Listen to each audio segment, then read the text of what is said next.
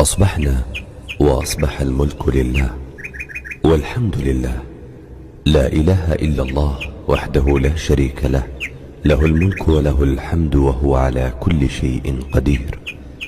ربي أسألك خير ما في هذا اليوم وخير ما بعده، وأعوذ بك من شر ما في هذا اليوم وشر ما بعده. ربي أعوذ بك من الكسل وسوء الكبر. ربي أعوذ بك من عذاب في النار وعذاب في القبر. اللهم أنت ربي لا إله إلا أنت، خلقتني وأنا عبدك، وأنا على عهدك ووعدك ما استطعت. أعوذ بك من شر ما صنعت. أبوء لك بنعمتك علي وأبوء بذنبي، فاغفر لي فإنه لا يغفر الذنوب إلا أنت.